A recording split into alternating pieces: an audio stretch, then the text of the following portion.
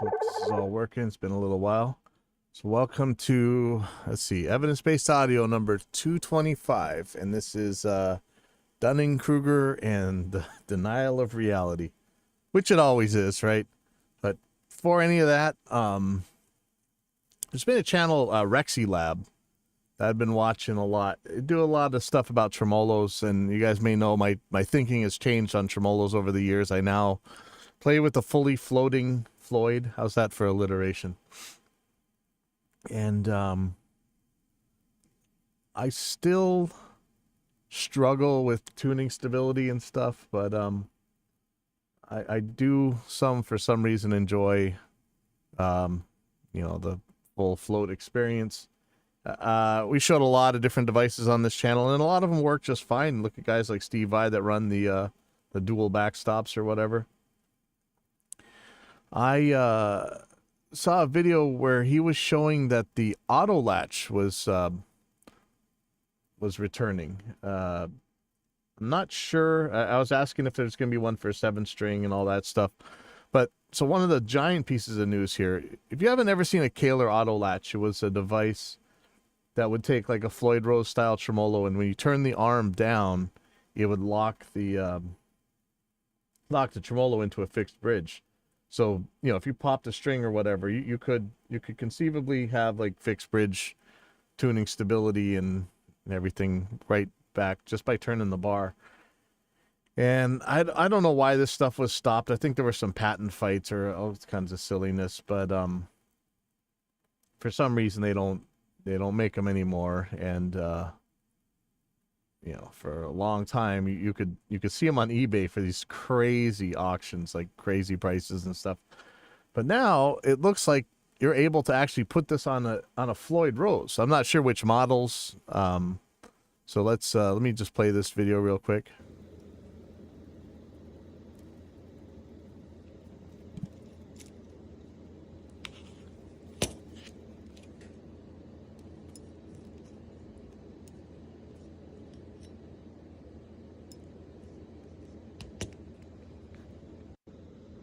So the way the auto latch works, there's a device. Let me see if there's actually. Hold on. So one of the things is the Kruger Spider's coming back. Allegedly, the Kruger Steeler's coming back. We'll talk about that in a second. Let me just see real quick if somebody's got a video on the auto latch, so you can see how it works.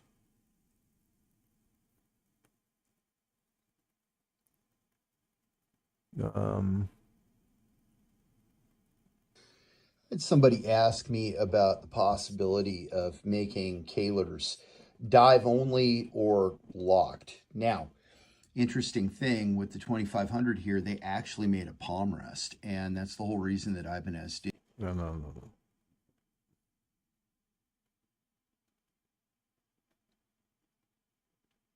Come on, show the auto latch. Man, YouTube's search is just so awful at this point. Let me see if How's it going, everybody? Eddie Kernan for Rexy Lab. Welcome to the Guitarmery. On today's installation of Would a Floyd Rose by Any Other Name Play a Suite, we have sucks. All right, I'm going to explain how the auto latch works now, and this can seem a little confusing at first, so if you got to watch it a couple times, that's fine. But I really want you to get it, so let's take our time, shall we? Basically, the auto latch consists of these two pieces. This has a receiver for the arm, and it mounts onto this thing, and then this sits in here like this, and it can just float freely. But if you want to lock it, you can get those forks to move, and it'll just lock the thing in place. I'll show you how that works. This bar right here has a flat side to it, and that flat side is crucial to how this works. You can see the round, and then there's the flat side right there, right? Round, flat, round, flat. This little thing right here sits in here, and it can travel on this track. And when the round part is touching it, it's out. But when we rotate and get to the flat part, well, it moves. This is a lot easier when the thing's secured down, but You guys get the idea, right? Let's put this thing back together. Okay, so that's how the auto latch works. It'll lock your tremolo in place. I've never actually tried one in real life, I don't think, but I'd sure love to have one. And I got some Floyd Rose guitars. I got a Godot on one of them, but I would be happy to switch back to my original Floyd Rose if I had an auto latch. I mean, my reason I use the Goto is it just stays in tune way better than the OFR, sadly, but it's true. Anyway, so that's what that is. So this is a Floyd Rose mod, and I think I asked some questions. Auto latch to Floyd, that's cool as hell. This prototype makes it possible to have an auto latch on a 37mm block with an extender. A 42 should be relatively easy. 32 will be difficult, but needs to be figured out because the Ibanez Edge is 32. So apparently they may be making this for other tremolos besides just the Floyd Rose. Let's see.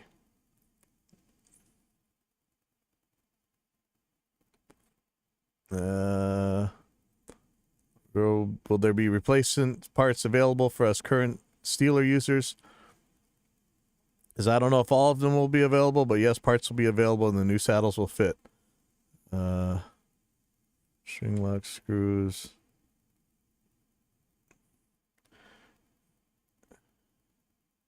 So is this something that will be going into production? Yes, there are a bunch right now waiting for a few small things to be worked out. Video on my channel soon. How much is it going to cost?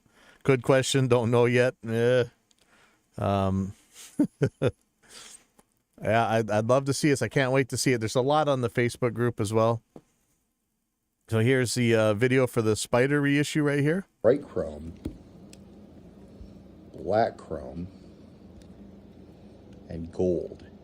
And as an added bonus, it's available in either standard or with the auto latch right there. The Kruger Spider is back, and now I never liked the Spider. It looks weird to me. It takes a special type of post. I don't know. I don't really care for the Spider, but I'm glad if this stuff is coming back. The Kruger Steeler is and back here's in the two Steeler versions: the traditional and the newly redesigned saddles of the Pro. It comes with the standard block or the auto latch right there, or fat brass block. And if you select the fat brass block, you don't have to worry about what size you get because this does all three sizes, 32, and then you can add these plates to make it a 37 or 42. And the springs are held on by that's a retainer nice. bar. Retainer bars, like, it's a no-brainer, man. Come on, tremolo companies, put them on everything. I really like how it has on the Goto with no instructions, by the way. Thanks a lot, Goto. But besides that, it's good. These look weird to me. I don't understand these saddle things, but I think I asked, because of course I want a 7-string with oil slick, right? So I probably asked Good News.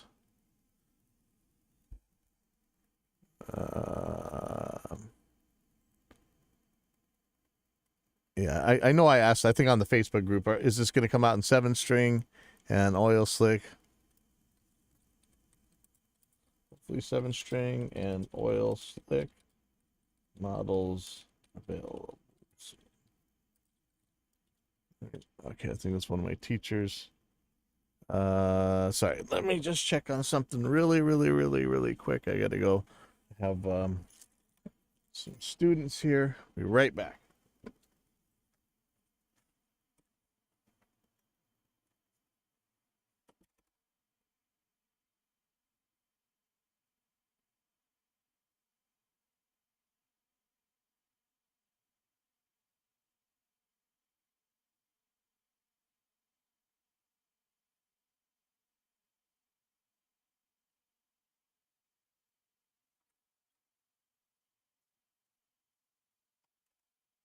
All right, sorry about that. So anyways, I'm excited. I can't wait, man. Even if I just get auto latches for my Floyds, I will be insanely happy. So let's hope. What is this video? Yes, the auto snatch thing. Okay, so what I'm here for now, back to our, what we always talk about on here, right? So, just make sure. Okay. So this one's called, this is a thread over at Safe Space called, Rupert Neve Portico is my favorite pre. What's yours? And I think the Portico, I know there's an audio interface for it. And look, all you guys who think that just because you slap a name like Neve or SSL, you're going to have the best thing in the world. Neve and SSL, as far as I know, are using the same Desiccon drivers as Behringer and everybody else are. So it's not an RME, who for some reason doesn't get that kind of credit that they oughta. But you're paying for a big name. You're not getting anything super special. And how many times have we done tests on this channel where we show that all these mic preamps, for the most part, are identical to each other. You make a lot of claims and stuff, but as you know, nobody ever brings the evidence. Anytime we actually do a challenge where people got to put money on the line where they can actually back up their claims, they run away. Anytime you ask them to back up their claims, they run away, right? So I'll read a little bit. So here's the original post. I spent a lot of time listening to many different types of pre's, and I concluded I like the Portico pre best for several reasons. All right, right off the bat, how rigorous do you think this testing was? Do you think this was an ABX test? I mean, I doubt it. I love the clear sound and detail of the source it brings out. People talk about stuff like this, right?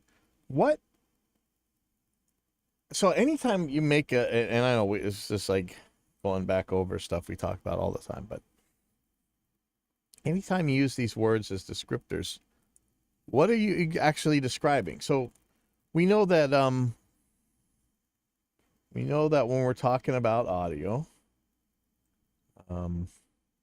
we're looking at things like, let me just pull up re-EQ here.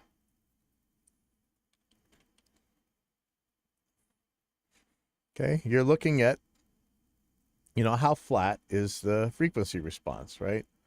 Sorry, let me just make sure. Yeah, I'm not thrilled how this aspect ratio change is happening. How flat is it? Like, okay, first of all, what's the frequency response? Does it go from 20 hertz to 20 kilohertz? What does it look like in the frequency response? Has it got a bump at 2.5K or whatever? Does it have a dip over here? How flat is the frequency response inside the bandwidth that it contains? How much noise does it make? How much distortion does it make? These are all things we can measure.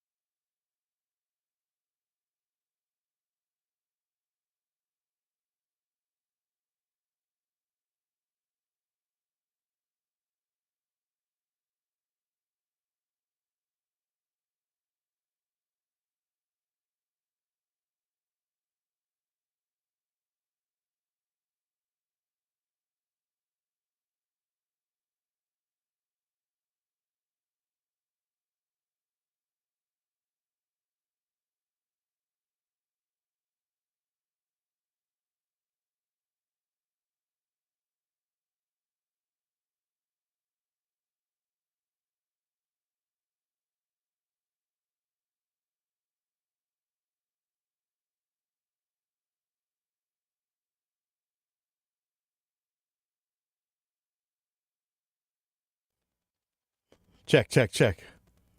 Holy crap. So lame. All right. Yeah, I have no idea why. See, now I'm broadcasting to Instagram as well, so I have to actually use the streaming key and all that crap, so I can't just restart OBS. Oh, that is so lame. All right. Yeah, I'm gonna go eat something, and I'm gonna come back and hopefully get this, because there's some serious stuff. We had oh, what a bummer. There's all kinds of really cool news coming out of Kaler. Like they're gonna they're making a Floyd Rose an auto latch that'll fit Floyd Roses and maybe other tremolos as well. And they're reissuing the Steeler and the Spider. And those are going to come with auto latch. Allegedly, there might be 7 strings. So much exciting news, and I babbled on for it about half an hour. And craptastic. All right, well, I'll be back. I'm going to go eat something and shoot myself, and then